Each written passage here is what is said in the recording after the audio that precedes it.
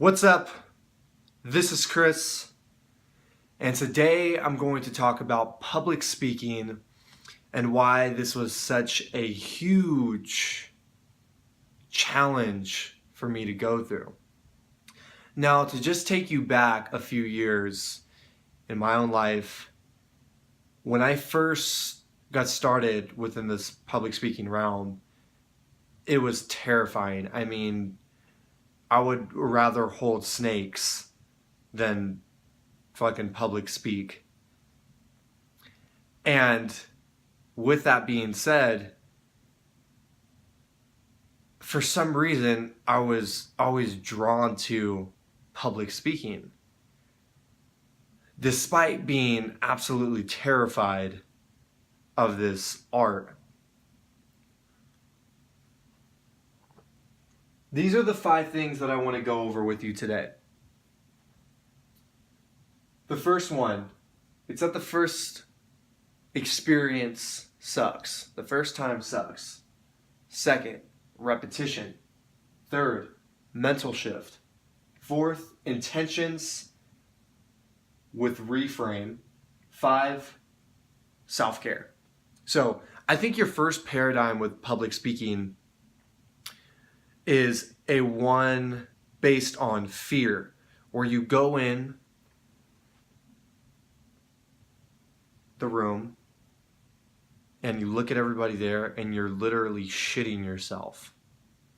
Like, not actually, but you are very frightened of what is going to come next. Like, are they going to approve of you? Are they going to hate what you're saying, not think you're funny, think you're too serious, think you're overly funny, talking for too long, too less? The first time sucks. And this is the absolute truth of it. I think the start to any journey, there is going to be a ground zero.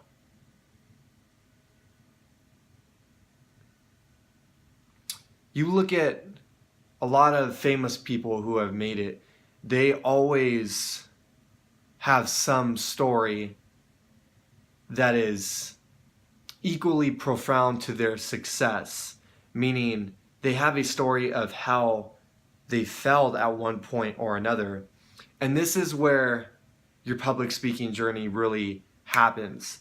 It's that you're doing it even though you probably don't want to do it because you are afraid and fearful, and there's no real certainty behind your public speaking if you are more timid. Now, why would you be more timid? I don't know. Maybe you're not breathing deeply. Maybe you're here throughout your whole day.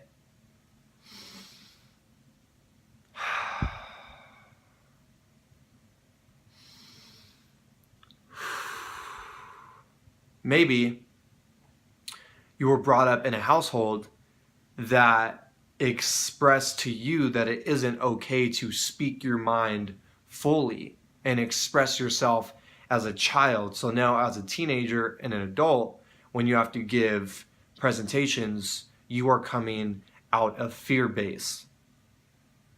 This is a mental state that keeps you in that rut, that keeps you in that very rough spot and really keeps you at a plateau, and you need to do everything you can to break through that. Second one, reps. You have to keep doing it.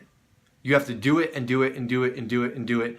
And there's so many ways to practice public speaking. Turn on a camera and try to keep eye contact with the camera and see how well you do. If you cannot do that, do you really think that you're going to be able to look somebody in the eye the whole time as you're speaking? Probably not. I still have a very difficult time with this, but still, with practice comes not perfection, but a healthy habit to sustain that public speaking energy and also hold that eye contact. This is very important. The repetition is very, very important, because even though your mind is going to tell you to stop, please don't do this. I'd rather sit at home with a donut and watch TV and be comfortable. You need to fucking do it. Like, you need to do it. There's no other way around it. In order for you to get better and become a public speaker, you have to go through this process. It's very painful. How I describe my first start of public speaking, I told my very close friends that it felt like somebody had their hand wrapped around my neck and somebody was choking me. Like my vocal cords have been stripped away for some reason. Very deep. Sit with yourself one day for a few minutes, try to meditate, find some mindfulness practice, and see why you are having these public speaking issues. If you could close your eyes and sit for a few minutes and rate how good you feel within yourself out of a scale from 1 to 10, what is that? Do you feel like a 1, like absolute shit? Or do you feel like a boss, a number 10 being the highest? Where do you feel? With no instant gratification, no phone, no TV, you're just... How do you feel? If you feel like a 1, that's how typically people are going to see you, as being that lower energy and not that confident and being more fearful. So look into it. Number 3, mental shift. This is very important. When you have the mental shift, you come from a fear-based paradigm and then you move into what is a more abundant state. You move into a state where it's not just about you anymore, it's about the people that you're trying to help. So what does that mean? Well, maybe you walk in there serious as fuck the first time that you public speak, and you are trying to be perfect, and you don't want to make any mistakes. Well, it's not about making no mistakes. I think it's more about being comfortable with yourself, moving on from those mistakes and not holding on to them and not identifying with every single word that you trip up on. I hope this is making sense. The mental shift from I need to be perfect to the other side of I will never be perfect, but that doesn't stop me from moving forward, continuing my practice, and trying to get this public speaking down in any way that I can. Before we move on, one more thought on that. It's a mental shift from being serious and dense and heavy and trying to be perfect, which is a facade, to maybe being funny, trying to make your audience laugh or your students laugh, or not being so serious and being more playful, being more light energetically. Number 4, intentions. Write some intentions down. Like, why are you doing this public speaking thing anyways? Whether it's for work, teaching, you're doing private lessons, you're a fitness instructor teaching group classes, you're a teacher, you're some type of mentor, whatever. Maybe you're just a middle school or high school giving a presentation. Why are you giving this presentation? Maybe it's because you have to, or maybe it's just because you want to. Maybe you're getting paid for it, maybe you're not. Either way, it does not matter. Write down your intentions. What do you want to provide people when it's all said and done? How do you want to come across to people? When I write down my intentions, it looks something like, I public speak because I want to help others. I public speak because I want to find a new piece of myself. I public speak because I don't want to be serious all the time. I want to figure out how to be humorous with people. I want to figure out ways to open myself up to people. I want to figure out ways to make people laugh, to crack jokes. You see where I'm going with this? Reframing. This is very, very important and a key thing to do. Sit down and write out what scares you. Look at it about public speaking and then reframe that.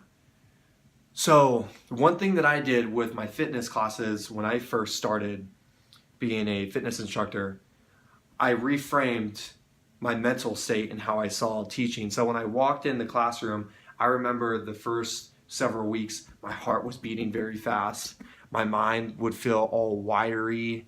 Maybe my eyes got a little bigger because I was really fucking scared. I wouldn't laugh as much. I was super serious. Like, no one's going to take me out of this element of seriousness. And then I sat down and wrote about this. And I said, I love walking into my fitness classes that I teach every week because it makes my heart beat fast. I love feeling my heart beat within my chest. I love hearing all these doubts that say I can't do it because it's just another reason to do it. I love and I embrace the fact that I have an opportunity to do this speaking in the first place because it's not an obligation, it's a complete opportunity, and you have to switch that paradigm in how you see it. This is very important stuff. So this is all about writing here. Last one, self-care. Get up in the morning to take care of yourself. I try to get up anywhere from 4 a.m. to 7 a.m. and I do some form of mindfulness practice. Now that depends. I've been sticking with emotional freedom technique. So it looks something like this. And you're basically doing affirmations while you're doing this. So maybe it looks like, I choose to love and accept myself. I let go of self-doubt. I choose to love and accept myself. I let go of self-doubt. You see where I'm going with this? Like, there's a man named Brad Yates who is on YouTube. Phenomenal videos. I recommend you go check him out if you would like a new mindfulness practice to add to your arsenal, to get you grounded, to let out those doubts, to get not rid of, but to manage those very rocky, unstable feelings. Second, I meditate. I shut my eyes, turn off the phone, turn off the TV, everything for 10 to 20 minutes. There's a Headspace app. And this dude studied meditation while he was in India for a few years. His name's Andy. He's the man who created this app. It's very beautiful. It's very awesome. There's a number of different types of meditations on there, ranging anywhere from 10, 15, and 20 minutes. It's pretty cool. Check it out. Next thing, I hop in the shower, cold, and I try to go for 2 to 3 minutes. I'll turn it on warm to hot at first, and then the last 2 to 3 minutes when I'm in that shower, I will turn it on cold and freeze my ass off and get right in state. When you immerse yourself in the cold, you start to do something to your mind.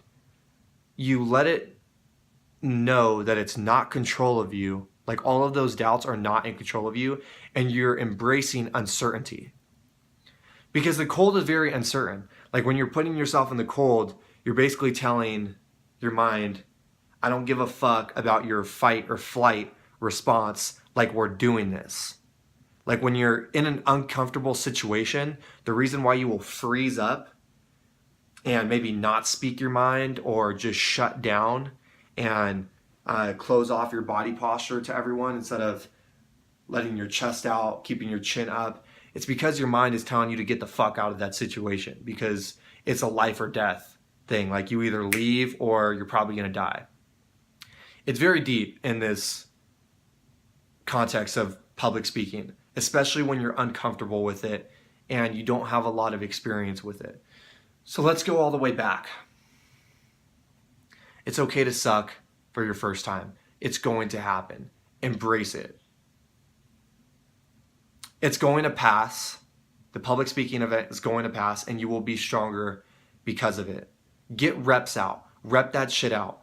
Go record yourself on the phone. Bounce a ball on a wall and catch it, or have somebody else do it. Keep eye contact with them and rep out what you're trying to say. Speak your mind. The other thing that I didn't throw in is improv. You have to do an improv class. Improv comedy. This will literally break you out of your little shell that you're always in or always think you have to be in. Improv will take your mind and just throw it on the ground and step all over it and just say, I don't give a shit about that. Like, you're doing this. And the cool thing about it, like the improv class that I do a couple times a month, it's not that I have to participate, but I want to do it because I want to become a better speaker, and I don't want to be that serious. I want to add some humor into my videos, and I want to add some humor face-to-face when I'm working with my students or whoever. Try out improv. I highly recommend it. It's probably one of the best things that you could do for yourself and understanding yourself and how you react in public situations. And no one there is trying to judge you. And if they do, just punch them in the face or something. No, I'm just playing. Don't do that. Mental shift. Know that you're going to go from fear all the way up to why am I doing this? And seeing it in a different light where you're helping people. Rather than just getting in your own way, you're doing it for yourself and to help everybody else. Fourth, write shit down. Write out the reason why you're doing public speaking in the first place. This will really help with your mind state going into any event that you're doing. Number 5, self-care. Wake up early in the morning. Stop staying up super late and waking up super late. Go to bed at 10 p.m. Wake up at 5 a.m., 6 a.m. and work on yourself for 30 minutes. I'm working on myself now anywhere from 30 minutes to an hour, typically, when I first wake up. Whether it's me drinking tea, whether it's me meditating, whether it's me focusing on my breath, taking a shower, a cold plunge. I'm doing things to tap into myself. Last note. One of my mentors said, when we are in our mind, the world is against us. When we tap into our heart, everybody is with us. Everyone is on our team. Up here, we have to be competitive. We have to be number one and dominate everybody else. Down here, we share ourselves and we do not have to be the fucking alpha male in the room. Here in the heart, in the body, we are expression. We are expressionate. We are able to have one-on-one connection with people. Up here, we get shit done. ABC, 1, 2, 3, logic, logic, logic. Down here, this is where friendships are made. This is where relationships are established, or trust is established. Find ways to tap into yourself. Find ways to open your heart up and let these motherfuckers communicate. Done.